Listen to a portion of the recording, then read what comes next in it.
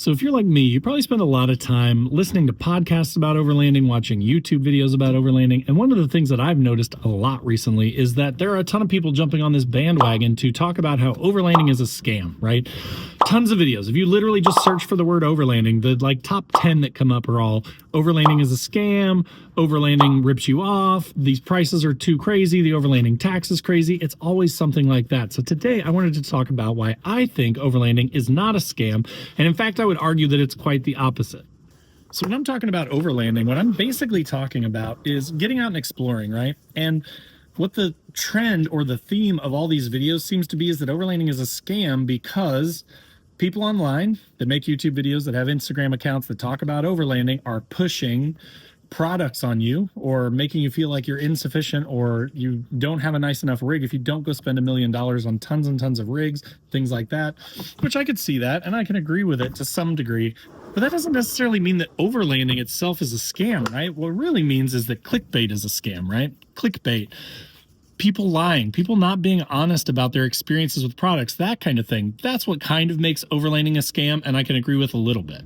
But again, the gist of these videos always seems to be something along the lines of, you're being ripped off, you're being lied to, don't even get into overlanding, or at the very least, sometimes when they're a little more honest, they may say things like, just don't buy anything, right? Which I've been doing this for about 5 years now, and I've always said, you don't need to buy the nicest, priciest gear, you don't need to have a fancy, refrigerator or anything like that. You don't have to do overlanding. It's not necessary. Now, at the same time, that doesn't mean that you shouldn't ever buy gear, right? Or that you shouldn't ever get something that is nice or a name brand or might cost you a little bit more than you're used to spending on something for a hobby. But I definitely do think that there are some times and there are some things that are a little bit scammy, right? The overlanding tax is a real thing. I'm not going to pretend like it's not. I'm not going to pretend like you couldn't buy a shovel from a Home Depot that is extremely similar to something like a Crazy Beaver shovel for a quarter, an eighth of the price, right? Again, though, that being said, overlanding itself is not a scam. Having any sort of common sense and looking at something like a Crazy Beaver shovel is a good example. And it's part of my logo too, if you notice, because that's kind of become something that is equated with overlanding, and especially like expensive overlanding gear that may or may not necessarily be necessary. But that shovel in and of itself is a really nice shovel. It's really well made. If you are big into digging, if you dig a lot, if you do a lot of recoveries, if you go off-road a lot and stuff, if you are constantly, digging fire pits, I mean, there may be reasons for it, right? And if you have reasons that make sense to spend more money on a piece of gear like a really fancy shovel, then spend the money on the fancy shovel. The thing that kills me about all these overlanding as a scam videos is that, once again, it's just people poo-pooing on a hobby and not really providing any value or education or anything like that, right? It's mostly just people saying overlanding's a scam because it's expensive. You make your truck less fuel efficient, heavier, you add on a bunch of stuff that could be stolen. A lot of them say that there are a lot of people out there that are just making their trucks look cool for the sake of looking cool, and that's probably true too. But that's been around since at least as long as I can remember, when I was a kid in the 90s growing up, and then the 2000s in the car scene, where people would put hood scoops on their vehicles. People would put spoilers on their vehicles. They'd put stuff on it just to look cool. And we've always had those people, right? That's not something that's new or unique for overlanding. You could look at my truck and you could definitely argue that, hey, driving this thing around every day to and from work with a snorkel on it and a big 270 awning and a big rooftop tent and a refrigerator in the back and a drawer system and bigger tires and all that stuff is literally just making it a worse vehicle all around for everything from taking the kids to swim practice to driving to your office every day. But again, I think we all understand that, right? This isn't some sort of a trick or a scam or anything like that. As much as YouTubers and influencers and Instagrammers and podcasters and everybody talks about this gear, I can't really think of a ton of times where I've had people that are just specifically saying things like, you need to get this, you have to get this. The biggest problem, I think, for overlanding and what makes it more of a scam than anything else is the clickbait. And the clickbait, I've talked about this before, is kind of something that comes on from the way that YouTube and Google and just all these search engines optimize content for consumption, right? If you are looking for something and you see one video that is called, you shouldn't buy this rooftop tent before you watch this video, or don't buy this rooftop tent until you watch this video. And then you see another video that just says, specs and features of the open road rooftop tent. You're more likely to click on the one that makes it sound like you're going to miss out on something, or something's going to be horrible, or you're going to make a mistake than the one that just says, here is information about this tent that you're considering, right? That's just the way that the human mind works. That's the way that YouTube and Google and all these search engines work. And again, you can't really attribute that to overlanding. And that's my only sort of pushback and concern with this idea that overlanding itself is a scam. So I've been doing this thing we call overlanding for probably about 6 or 7 years now. I've had 3 different vehicles. I've been doing it for a really long time. And I like it so much I made a YouTube channel about it. I have a podcast about it. I talk about it all the time. I post pictures of my truck on my personal Facebook page all the time. And so despite all of the negatives that come with it, there is a lot of stuff that's similar to the car world, meaning a lot of negativity, a lot of people trying to bash people and try and put people down rather than help people and support people and pick them up. That exists, again, everywhere that you go. But in overlanding, I've noticed more of a trend towards positivity than negativity. So while you do have some of those negative folks in the Facebook groups, commenting on YouTube videos and things like that, overwhelmingly, I see a lot of positivity. I've met a lot of great friends through YouTube.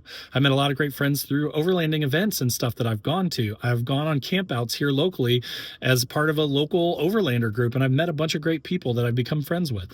So again, the fact that people say that overlanding is a scam, that's the thing that I have the biggest problem with. And it's the reason I wanted to make this podcast and make this video, is that I just don't want people that are exploring the idea of overlanding for the first time or starting to think about getting into overlanding to just see so much negativity about it. So I wanted to make something that talks a little bit about the positivity of it. So let's talk about the positivity side of overlanding. Again, great friendships, right? If you take all of the stuff out of it, if you take all of the investment, the gear, the stuff that you have to buy, the fact that you need to get a new rig to start overlanding, or as a lot of people think you need to get a new rig to start overlanding, there's just so much positivity in it, right? Again, those friends that I've made from going to events, some of the friends that I talk to every day, we text back and forth and stuff. We actually have a group chat, a group text where we all kind of text each other funny memes and stuff. I've got the Patreon group that I do as part of the YouTube channel, and there are like 20 plus guys in there with a Discord, and we all chat about our gear, and people drop pictures of their vehicles and stuff. And it's so fun. It's like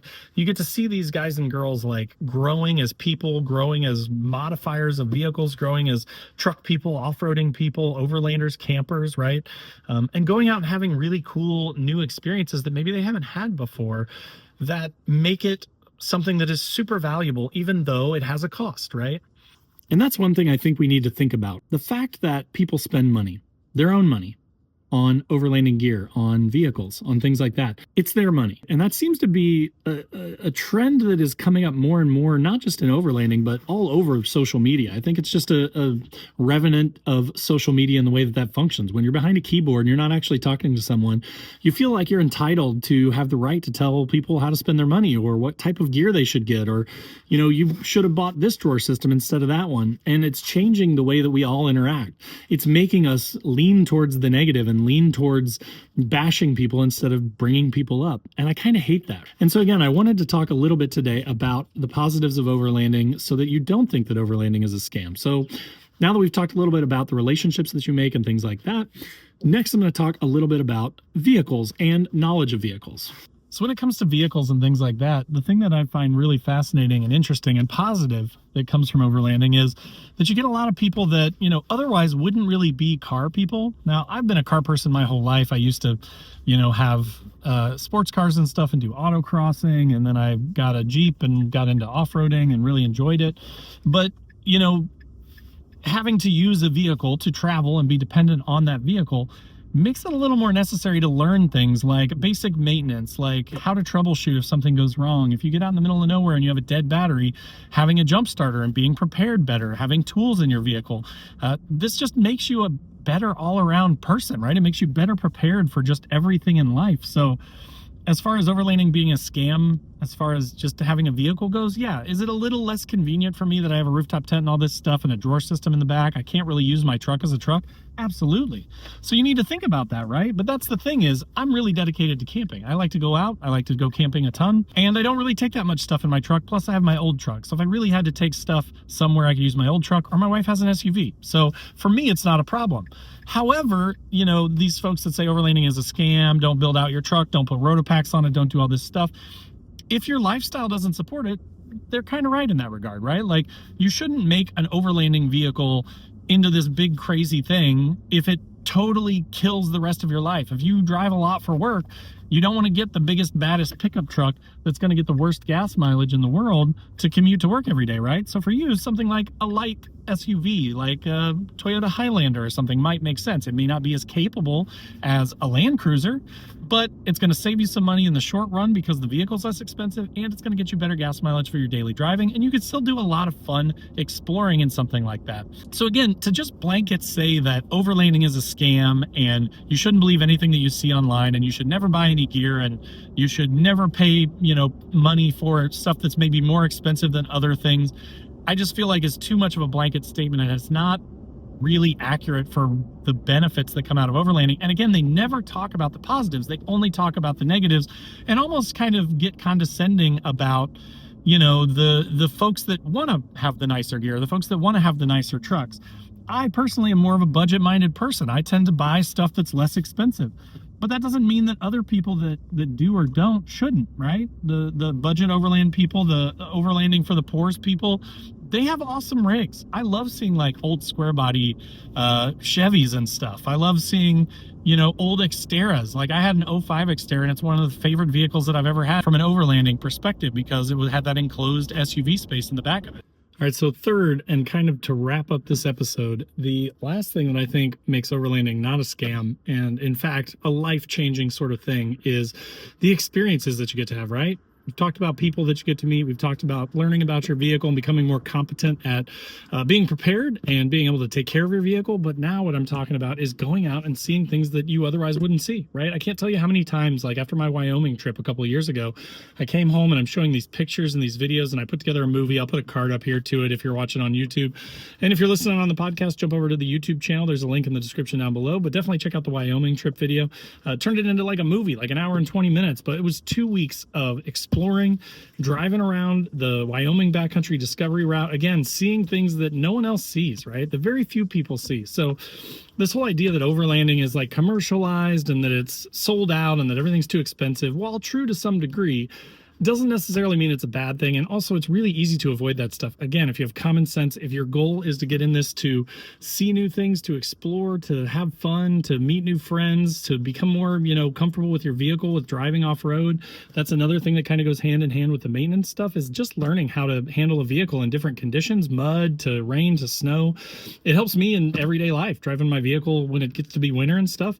There's a lot of people that are terrified to be on the roads. I'm like, let's go, let's get out there. I love four-wheel drive. I love playing around in the snow, right? And after years and years of doing this, whether you want to become a pro or not, you're just, with experience, you're going to get better. So getting out and exploring is a huge part of that, and I would highly encourage it. Again, if you are worried about overlanding being a scam, or if you're worried about overlanding being too expensive and stuff, what I always say is take what you got and go out. Make sure you're safe, right? Make sure that you've got some sort of a first aid kit. There are some minimum things that you want to have. You want to have shelter. You want to have a warm enough sleeping bag or an appropriate sleeping bag. You want to dress appropriately. If your vehicle is extremely incapable, if you got a slammed lowered sedan, maybe don't go out to a rock crawling trail, right? But there are a lot of roads out there that are just sort of fire service roads that are gravel that you could take in anything from a Prius to a four-wheel drive big lifted pickup truck. So, just get out there and focus on the enjoyment. That is kind of in the definition of overlanding is where the journey is kind of the goal, not actually the destination. So, instead of just picking a spot and driving straight to that spot and staying there, take that road that breaks off the main road and go and explore. Go see what's down there, right? Go check out some new stuff. So take advantage of this thing that we call overlanding. Enjoy it. Let's all try and be positive and uplift each other instead of being negative and kind of poo-pooing on each other all the time. In my opinion, I think that would make a big difference. It would make it more welcoming for newer folks.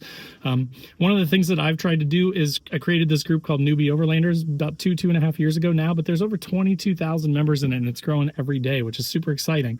But it's really focused on people that are just interested in the positive side of overlanding, that want to come and hang out. They want to talk about overlanding, their gear, their rigs. They want to ask questions and things like that, and they don't want to get bullied, right? So there is a link in the description below to that, but I would highly encourage it. Totally free, no cost or anything there.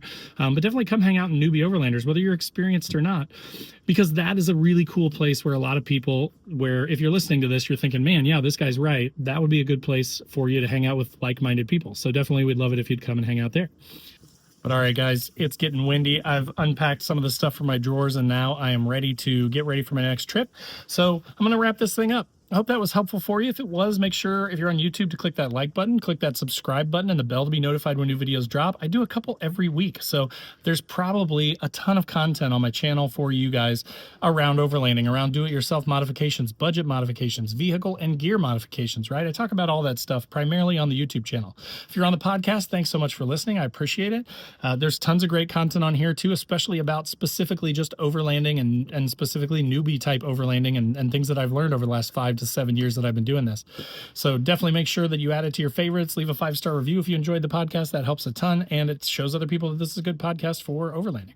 Also in the description down below will be links to all my other social channels. So wherever you want to come hang out, I'd love to have you. I've got stuff going on Facebook, TikTok, Instagram, all over the place. So just come and hang out wherever you are and wherever you want to be.